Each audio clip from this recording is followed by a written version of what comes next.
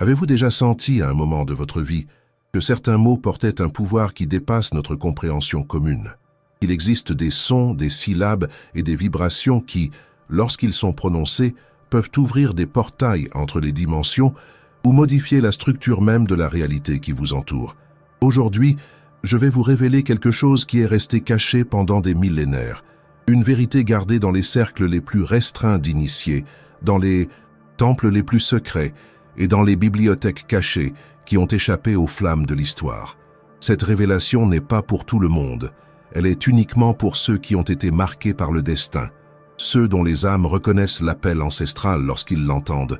Les anciens maîtres de la Kabbale hébraïque le savaient, les prêtres de Delphes comprenaient. Les chamans solitaires dans les montagnes du Tibet gardaient cette connaissance comme le plus précieux des trésors.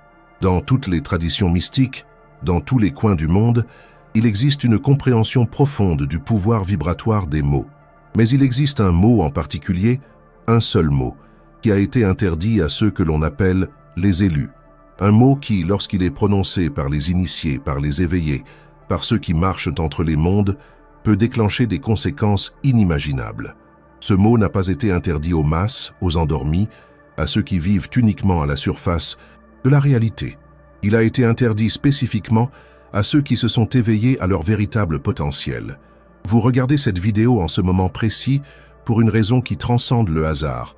Les synchronicités qui ont guidé vos pas jusqu'à ce moment n'étaient pas aléatoires. Votre esprit a reconnu l'appel avant même que votre esprit conscient puisse traiter ce qui se passait. Il y a des milliers d'années, sur les rives du Nil, un scribe a enregistré sur un papyrus sacré « celui qui prononce ». Le nom interdit, en ayant conscience de son pouvoir, libère des forces qui ne peuvent être contenues. Ce papyrus a été caché, volé, perdu et retrouvé d'innombrables fois au cours de l'histoire. Son contenu a été traduit, codifié et transmis uniquement aux rares, qui étaient prêts à recevoir une telle connaissance. Dans les prochaines minutes, je vais partager avec vous non seulement quel est ce mot interdit, mais pourquoi il a été interdit aux élus. Je vais révéler les origines de ce mystère qui traverse les civilisations, et plus important encore, ce qui se passe lorsque quelqu'un qui s'est éveillé à sa véritable nature spirituelle prononce cette séquence spécifique de sons. Cette information changera complètement votre perception du pouvoir du langage et de votre propre rôle dans cet univers. Certains des plus grands noms de l'histoire spirituelle humaine ont consacré des vies entières à la recherche de cette connaissance que vous êtes sur le point de recevoir gratuitement. Préparez-vous à une révélation que peu ont eu le privilège de connaître. Le voile est sur le point d'être levé, et ce que vous verrez de l'autre côté pourrait transformer à jamais votre voyage spirituel. Pour comprendre véritablement l'ampleur de ce que je suis sur le point de révéler, nous devons revenir à l'essence même de la création. Dans les traditions les plus anciennes, nous trouvons toujours le même principe fondamental. Au commencement était le Verbe, la parole, le son primordial qui a donné naissance à tout ce qui existe. Ce concept n'est pas exclusif à une seule tradition spirituelle. Dans les écritures védiques de l'Inde ancienne, le son « Om » est considéré comme la vibration primordiale de l'univers, la fréquence de la conscience cosmique elle-même. Dans la tradition juive, les lettres de l'alphabet hébraïque ne sont pas de simples symboles, ce sont des outils de création, les mêmes utilisés, selon leur mystique, pour former toute la réalité. Dans l'Égypte ancienne, le dieu Thoth, seigneur de la magie et de l'écriture, enseignait que la langue des dieux avait le pouvoir de manifester des réalités. Vous êtes-vous déjà arrêté pour penser pourquoi, dans pratiquement toutes les traditions spirituelles du monde entier, il existe des mantras, des prières, des enchantements et des formules sacrées? Pourquoi les sons ont-ils toujours été considérés comme des portails vers des dimensions supérieures de conscience? La réponse réside dans la nature vibratoire même de notre univers. Tout ce qui existe, de la plus petite particule subatomique aux gigantesques galaxies, est en constante vibration. Les physiciens quantiques modernes sont arrivés à la même conclusion que les mystiques anciens. Au niveau le plus fondamental, l'univers est composé d'ondes de probabilité, de schémas vibratoires qui se manifestent comme matière uniquement lorsqu'ils sont observés. Et voici la clé. La conscience humaine, grâce à l'intention focalisée, peut interagir avec ces schémas vibratoires. Les mots, surtout lorsqu'ils sont prononcés avec pleine conscience et intention, sont des outils puissants pour façonner ces champs d'énergie. Imaginez ce qui suit. Chaque mot que vous prononcez crée une onde sonore qui se propage dans l'air. Cette onde n'atteint pas seulement les oreilles de ceux qui l'écoutent, elle interagit avec le chant quantique qui imprègne toute l'existence. Les traditions ésotériques l'ont toujours su. C'est pourquoi, dans les monastères tibétains, les moines passent des décennies à perfectionner l'intonation exacte de certains mantras. C'est pourquoi, dans la Kabbale juive, la prononciation précise des noms divins est considérée comme une science sacrée. Mais voici quelque chose que peu de gens savent. Il existe certaines combinaisons de sons qui résonnent de manière si profonde avec la matrice de la réalité qu'elles peuvent provoquer des altérations significatives dans le tissu espace-temps. Ces combinaisons n'ont pas été découvertes par hasard, elles ont été révélées à des initiés dans des états profonds de méditation, lors d'expériences de mort imminente ou transmises directement par des entités d'autres plans d'existence. L'une de ces combinaisons sonores est le mot dont nous parlons aujourd'hui. Un mot qui a été révélé uniquement à ceux qui ont atteint un certain niveau de conscience, mais que paradoxalement, ces mêmes individus ont été instruits de ne jamais prononcer. Dans les anciens temples de mystère, de l'Égypte à la Grèce, en passant par l'Inde et le Tibet, les initiés passaient par de longues périodes de préparation avant de recevoir les enseignements les plus élevés. Une partie de cette préparation consistait à comprendre le pouvoir de la parole et du silence. Ils apprenaient que le silence n'est pas seulement l'absence de son, c'est un état de réceptivité, un vide fertile où les vérités les plus profondes peuvent être perçues. Il existe un récit fascinant dans les manuscrits esséniens, découverts près de la mer Morte, qui parle d'un maître qui, après 40 jours d'isolement dans le désert, est revenu avec une connaissance transformatrice. Il a réuni ses disciples les plus proches et a partagé avec eux un mot sacré, seulement pour ensuite les avertir solennellement. Ce mot ne devra jamais être prononcé par ceux qui connaissent son véritable pouvoir. Seuls ceux qui restent endormis peuvent le dire sans conséquence. Ce paradoxe apparent a confondu des générations d'érudits. Pourquoi révéler une connaissance uniquement pour interdire son utilisation? La réponse réside dans la nature duale du pouvoir. Le véritable pouvoir spirituel ne réside pas dans la capacité de manipuler la réalité externe, mais dans la capacité de transformer la réalité interne. Les élus, ceux qui se sont éveillés à leur véritable nature, comprennent que le plus grand pouvoir réside souvent dans la retenue et non dans l'expression. Pensez aux grands maîtres spirituels de l'histoire. Bouddha a passé 6 ans en silence avant de partager ses enseignements. Jésus s'est retiré dans le désert pendant 40 jours. Mahomet méditait en isolement dans la grotte de Hira. Le silence précède les plus grandes révélations. Le mot interdit dont nous discutons porte une vibration si puissante que, lorsqu'il est prononcé par quelqu'un dont la conscience est éveillée, il crée une rupture momentanée dans le voile qui sépare les dimensions. C'est comme insérer la clé correcte dans une serrure cosmique. La porte s'ouvre, mais ce qui entre ou sort par cette ouverture ne peut pas toujours être contrôlé. Les maîtres soufis avaient un dicton. La parole est un voile sur le silence divin. Lorsque nous comprenons profondément cette vérité, nous réalisons que certains mots ne doivent pas être dits non par crainte, mais par révérence pour le mystère qu'ils représentent. Dans la tradition kabbalistique, il existe le concept de Ein Sof, l'infini sans limite, le vide, primordial d'où tout émerge. Ce concept est si sacré que de nombreux kabbalistes refusent de le prononcer en dehors de contextes rituels spécifiques, non par superstition, mais parce qu'ils comprennent que nommer quelque chose, c'est, d'une certaine manière, le limiter dans les confins de la compréhension humaine. C'est ici que nous arrivons à un point crucial. Le mot interdit aux élus n'est pas interdit parce que sa connaissance est dangereuse, mais parce que sa prononciation représente une limitation auto-imposée pour ceux qui se sont déjà éveillés. C'est comme un maître zen qui, ayant atteint l'illumination, comprend que tous les concepts, y compris le concept même de illumination, ne sont que des doigts pointant vers la lune et non la lune elle-même. Dans les anciennes écoles de mystère grec, les initiés au niveau les plus élevés apprenaient ce qu'on appelait la connaissance sans mots, une compréhension directe de la réalité qui transcende complètement le langage. Ils comprenaient qu'en fin de compte, les mots les plus puissants sont ceux qui n'ont jamais besoin d'être dits. Il existe une histoire sur un maître zen qui a été interrogé par son disciple sur la nature ultime de la réalité. Au lieu de répondre avec des mots, le maître a simplement levé un doigt. Le disciple, à ce moment-là, a atteint l'illumination. Aucun mot n'était nécessaire. Le geste, chargé d'intention consciente, a communiqué ce que des milliers de traités philosophiques n'auraient jamais pu exprimer. Et c'est exactement le paradoxe central du mot interdit. Son véritable pouvoir ne réside pas dans sa prononciation, mais dans la compréhension de pourquoi il ne doit pas être prononcé. C'est un koan vivant, une énigme qui, lorsqu'elle est contemplée profondément, mène à la transcendance du langage lui-même. Alors que nous avançons vers la révélation finale, je veux que vous réfléchissiez à votre propre voyage spirituel.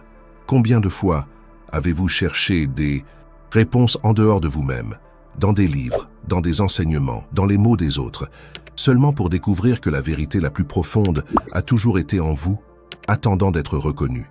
Les vrais élus ne sont pas ceux qui accumulent des connaissances ésotériques, mais ceux qui reconnaissent la sagesse dans le silence, qui comprennent que certaines vérités sont si sacrées que les réduire à des mots reviendrait à diminuer leur essence. Comme l'a dit le philosophe taoïste Lao, celui qui sait ne parle pas, celui qui parle ne sait pas. Nous arrivons maintenant au moment crucial de ce voyage, la révélation que vous avez attendu patiemment de recevoir. Mais avant de prononcer le mot interdit, je dois préparer adéquatement le terrain de votre compréhension. Dans les traditions ésotériques les plus anciennes, il existe un concept connu sous le nom de correspondance, l'idée qu'il existe une relation intrinsèque entre différents niveaux de la réalité. Ce qui est en haut est comme ce qui est en bas, ce qui est en dedans est comme ce qui est en dehors, dit le principe de la correspondance dans le Kybalion, texte hermétique attribué à Hermès Trismégiste. Ce principe nous aide à comprendre que chaque son, chaque syllabe, chaque mot que nous prononçons n'existe pas isolément. Il résonne à travers de multiples dimensions de l'existence. Lorsque nous parlons avec pleine conscience et intention, nous créons des ondes qui se propagent non seulement dans le plan physique, mais aussi dans les plans émotionnels, mental et spirituels. Le mot interdit aux élus porte une vibration particulière qui résonne directement avec ce que les mystiques appellent l'akasha, le registre éthérique de tout ce qui s'est déjà passé, se passe ou se passera dans l'univers. Lorsque quelqu'un qui s'est éveillé à sa véritable nature prononce ce mot, une connexion directe est créée avec ce champ d'information universel. Pourquoi cela serait-il problématique? Parce que l'accès illimité à l'akasha n'est pas quelque chose pour lequel la plupart des êtres humains sont préparés, même ceux qui ont déjà atteint des niveaux significatifs de développement spirituel. C'est comme connecter un petit appareil électroménager directement à une centrale électrique. Le flux de puissance est tout simplement trop important pour être traité sans dommage. Les endormis, ceux qui ne se sont pas encore éveillés à leur véritable nature, peuvent prononcer ce mot sans conséquence parce que leur conscience n'est pas encore syntonisée sur la fréquence nécessaire pour activer ce portail. C'est comme taper le mot de passe correct dans un système de sécurité, mais sans avoir les identifiants d'accès. Le système ne répond tout simplement pas. Mais pour les élus, pour ceux dont les âmes ont déjà reconnu leur origine divine, dont les consciences se sont déjà étendues au-delà des limites conventionnelles de la perception humaine, ce mot agit comme une clé maîtresse, et toutes les portes ne doivent pas être ouvertes avant le moment approprié. Dans les temples d'initiation de l'Égypte ancienne, il existait une cérémonie connue sous le nom de l'épreuve du silence. L'initié était emmené dans une chambre souterraine, où il restait dans l'obscurité et le silence complet pendant 9 jours. À la fin de cette période, un prêtre entrait dans la chambre et murmurait un seul mot à l'oreille de l'initié. Le test ne consistait pas à mémoriser ou à répéter ce mot, au contraire, l'initié était mis au défi de ne jamais le prononcer, quelles que soient les provocations ou les tentations auxquelles il serait confronté dans les étapes suivantes de l'initiation. Ceux qui succombaient à la tentation et prononçaient le mot interdit étaient immédiatement écartés des mystères supérieurs, non comme punition, mais comme protection, tant pour eux-mêmes que pour le temple et ses enseignements. Car les anciens comprenaient que celui qui ne parvient pas à maîtriser sa langue maîtrisera difficilement les pouvoirs les plus élevés de la conscience. Dans différentes traditions à travers le monde, nous trouvons des références à des mots ou des noms qui ne doivent pas être prononcés. Dans le judaïsme, le véritable nom de Dieu, le tétragramme IHVH, n'est traditionnellement pas prononcé. À sa place, on dit Adonai, mon Seigneur, ou Hachem, le nom. Dans la tradition hindoue, certains mantras ne peuvent être reçus directement que d'un gourou, et leur pratique Incorrect est considéré non seulement comme inefficace, mais potentiellement nuisible. Ce ne sont pas des superstitions vides, mais des reconnaissances profondes du pouvoir de la parole prononcée lorsqu'elle est énergisée par la conscience éveillée. Comme l'enseigne le livre des Proverbes, la mort et la vie sont au pouvoir de la langue. Maintenant, après cette préparation, je suis prêt à révéler le mot interdit aux élus. Mais je le fais avec un avertissement solennel. Cette révélation vient avec une responsabilité. Ce que vous ferez de cette connaissance dépendra de votre niveau de compréhension et de la pureté de votre intention. Le mot interdit aux élus est « moi ». Oui, vous avez bien entendu. Le mot interdit est « moi ». Cela semble simple, peut-être même décevant à première vue. Comment un mot aussi commun, aussi fréquemment utilisé, pourrait-il porter un tel pouvoir? C'est précisément cette apparente simplicité qui cache sa profondeur. Lorsqu'une personne ordinaire, encore endormie à sa véritable nature, dit « moi », elle se réfère simplement à sa personnalité transitoire, à l'ensemble des souvenirs, des préférences, des aversions et des identifications qui constituent son ego. Il n'y a pas de pouvoir spécial là-dedans. C'est juste une référence conventionnelle à son sens limité de l'identité.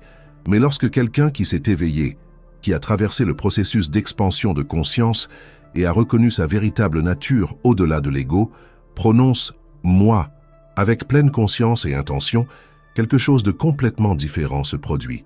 Dans ce cas, « moi » ne se réfère plus à la personnalité transitoire, mais à la conscience universelle qui est la véritable identité de tous les êtres. Les maîtres de la Kabbale le savaient lorsqu'ils étudiaient le pouvoir de la phrase « Je suis celui que je suis ». Ayez, Asher, ayez. La réponse que Dieu a donnée à Moïse lorsqu'il a été interrogé sur son nom. Ce n'était pas seulement une affirmation d'existence, mais une déclaration de l'être absolu, de la conscience pure qui est la base de toute la réalité. Lorsqu'un être éveillé dit « moi » avec pleine conscience de ce que ce mot signifie réellement, il s'aligne essentiellement avec le pouvoir créatif de l'univers. Il affirme non pas son identité séparée, mais son unité avec la source de toute existence. Et c'est un pouvoir immense, peut-être le plus grand pouvoir accessible à la conscience humaine. Pourquoi alors les élus sont-ils conseillés de ne pas prononcer ce mot? Précisément parce que comprendre véritablement la signification de « moi » est transcender la nécessité de l'affirmer. Ceux qui connaissent vraiment leur identité avec le divin n'ont pas besoin de la déclarer. Ils la vivent moment après moment dans un silence sacré. Il existe une histoire sur un grand maître soufi qui, lorsque ses disciples lui ont demandé le secret de son illumination, a répondu « Quand j'étais jeune, je disais « moi », mais je ne savais pas qui j'étais.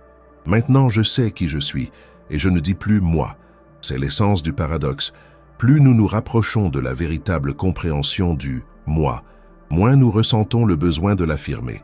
Les véritablement illuminés parlent rarement à la première personne, non par affectation ou fausse modestie, mais parce qu'ils ont véritablement transcendé l'identification avec l'ego séparé. Lorsque Bouddha a atteint l'illumination sous l'arbre Bodhi, il n'a pas déclaré « J'ai atteint l'illumination ». La tradition rapporte qu'il a simplement touché la terre, dans un geste silencieux de communion avec toute l'existence. Lorsque Jésus réalisait ses miracles, il disait fréquemment « Ce n'est pas moi qui fais ces œuvres, mais le Père qui habite en moi ». Tous deux comprenaient le danger de renforcer l'identification avec le « moi » séparé, même ou surtout après l'éveil spirituel.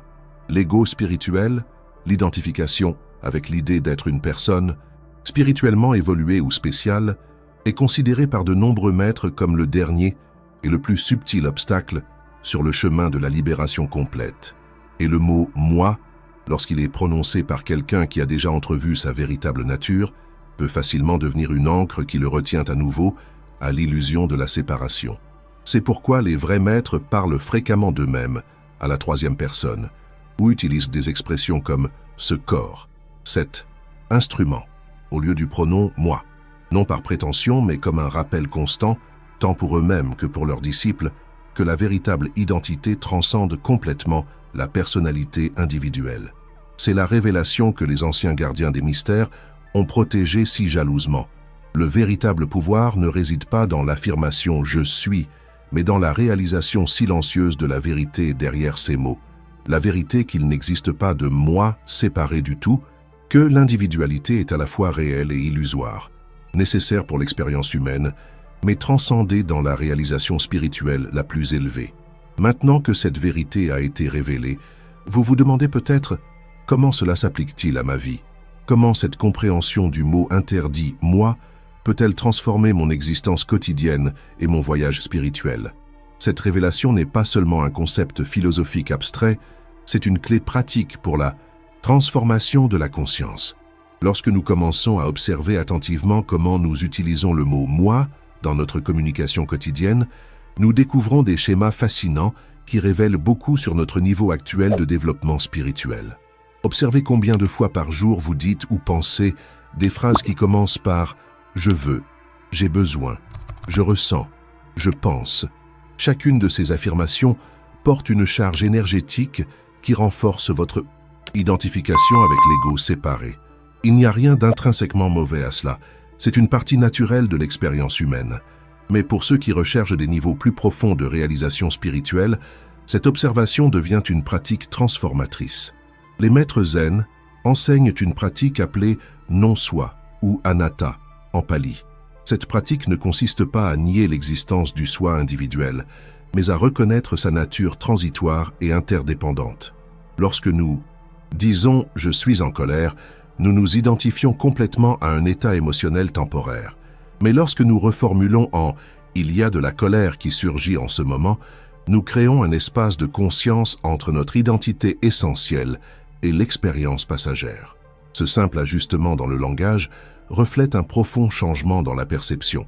Et c'est exactement ce type de perception élargie que les anciens voulaient protéger lorsqu'ils conseillaient aux élus de ne pas prononcer le mot « je » après l'éveil.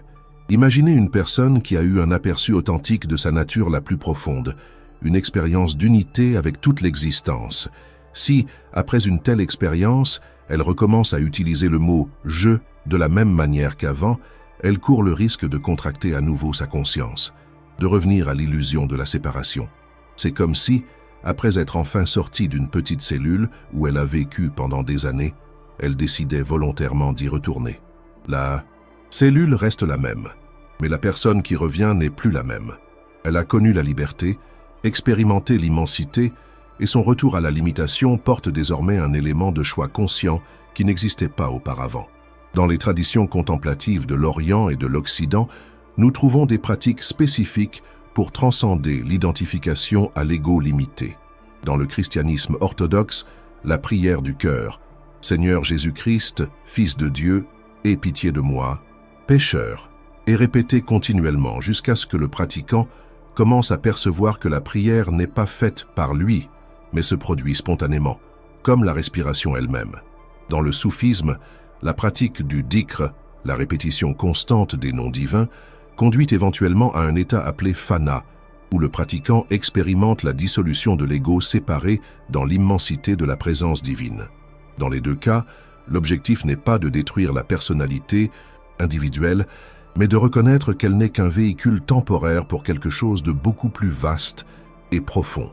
Il est fascinant de constater comment les découvertes les plus récentes des neurosciences commencent à confirmer ce que les mystiques ont toujours su. Des études d'imagerie cérébrale montrent que la perception du soi comme une entité séparée et continue est créée par des réseaux spécifiques dans le cerveau, le réseau du mode par défaut. Lorsque ce réseau est temporairement désactivé, comme cela se produit dans des états méditatifs profonds ou sous l'influence de certaines substances psychédéliques, la personne expérimente une dissolution des frontières de l'ego et une sensation d'unité avec tout ce qui existe. Ce que les neuroscientifiques découvrent maintenant, les maîtres spirituels le savaient depuis des millénaires. Le soi séparé est une construction utile, mais pas une réalité fondamentale. Et pour ceux qui se sont éveillés à cette vérité, continuer à renforcer cette construction à travers le langage peut être un obstacle subtil, mais significatif, à la réalisation spirituelle la plus profonde. Alors, comment pouvons-nous appliquer cette compréhension dans notre vie quotidienne? Comment pouvons-nous honorer la sagesse contenue dans l'interdiction faite aux élus de prononcer le mot « je » ? La réponse n'est pas d'arrêter complètement d'utiliser ce pronom. Cela serait impraticable et même étrange dans la communication normale. La clé réside dans la conscience avec laquelle nous l'utilisons. Lorsque nous disons « je », nous pouvons intérieurement reconnaître à quel niveau d'identité nous nous référons. Il y a le « je » quotidien, la personnalité avec son histoire particulière, ses préférences et ses aversions. C'est le véhicule nécessaire pour la navigation dans le monde relatif. Mais il y a aussi le « je », transcendant, la conscience pure qui est notre véritable identité et que nous partageons avec tous les êtres. Lorsque nous commençons à faire cette distinction intérieurement, notre langage extérieur commence naturellement à se transformer. Nous devenons moins rigides dans nos affirmations, plus ouverts à l'expérience directe, moins identifiés à des opinions et des positions fixes. Notre communication devient plus fluide, plus compatissante, plus inclusive. Les grands maîtres spirituels de l'histoire démontraient cette qualité dans leur langage. Observez comment Jésus parlait fréquemment en paraboles, au lieu d'affirmations dogmatiques. Notez comment Bouddha répondait aux questions métaphysiques par un noble silence, ou par des contre-questions qui amenaient l'interlocuteur à découvrir la réponse par lui-même. Voyez comment Ramana Maharshi répondait fréquemment « Qui demande ?» lorsqu'on l'interrogeait sur des questions existentielles profondes. Tous comprenaient que la vérité la plus élevée ne peut être capturée en mots, surtout en mots qui renforcent l'illusion de la séparation. Tous étaient prudents quant à l'utilisation du mot « je », non pas à cause d'un tabou arbitraire, mais en raison d'une compréhension profonde de son pouvoir, à la fois de libérer et de limiter. À mesure que vous intégrez cette compréhension dans votre vie, vous pourrez remarquer des changements subtils mais profonds dans votre expérience quotidienne. Des situations qui provoquaient auparavant des réactions automatiques de défense de l'ego commencent à être vécues avec plus d'espace et de liberté. Des pensées et des émotions qui semblaient auparavant définir qui vous êtes sont maintenant observées avec une qualité de témoin aimant. Votre identité commence à s'étendre pour inclure des aspects de l'expérience qui semblaient auparavant autres ou externes. La compassion surgit naturellement, non pas comme une vertu que vous essayez de cultiver, mais comme une expression spontanée de la reconnaissance que l'autre est, en essence, non différent de vous-même.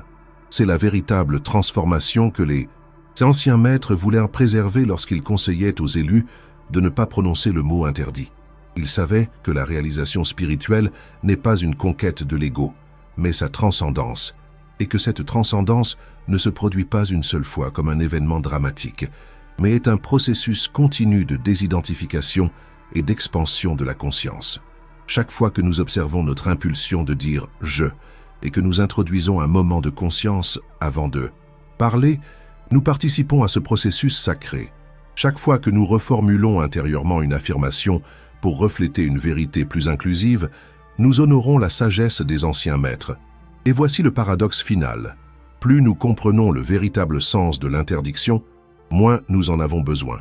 Car la véritable réalisation ne consiste pas à suivre des règles externes, même les plus sages, mais à vivre à partir de la reconnaissance directe de notre nature la plus profonde. Les sept sansa. Élus, ceux qui se sont éveillés à leur véritable identité, parlent naturellement de moins en moins à partir du « je » séparé, non pas parce qu'ils suivent une interdiction, mais parce qu'ils vivent à partir d'une compréhension plus large et inclusive de la réalité. Comme l'a dit le poète Rumi, au-delà des idées de bien et de mal, il existe un champ. Je te retrouverai là. Ce champ est la conscience pure qui transcende toutes les identifications limitées. C'est notre véritable nature qui reste intacte par les mots, les concepts et les définitions. À mesure que vous avancez dans votre voyage spirituel, permettez à cette révélation sur le mot interdit, je d'être non pas une connaissance à posséder, mais une compréhension à vivre. Laissez-la transformer votre relation avec vous-même, avec les autres et avec toute l'existence. Car au final, le véritable pouvoir n'est pas de savoir, mais d'être, de réaliser directement, moment après moment, la vérité qui transcende tous les mots, même le plus puissant d'entre eux. Si cette révélation a touché quelque chose de profond en votre être, si vous avez ressenti une résonance avec cette ancienne sagesse sur le pouvoir et le danger du mot « je », partagez cette vidéo avec ceux qui, dans votre cœur, vous savez qu'ils sont prêts à recevoir cette connaissance. Rappelez-vous, tout le monde n'est pas au même point du voyage spirituel, et c'est un acte de compassion de discerner qui est préparé à certaines vérités. En partageant cette connaissance avec ceux qui sont prêts, vous devenez un maillon de la chaîne sacrée de transmission qui s'étend à travers les millénaires. Et ne manquez pas la prochaine vidéo qui apparaît sur votre écran maintenant. Cliquez sur la carte et regardez.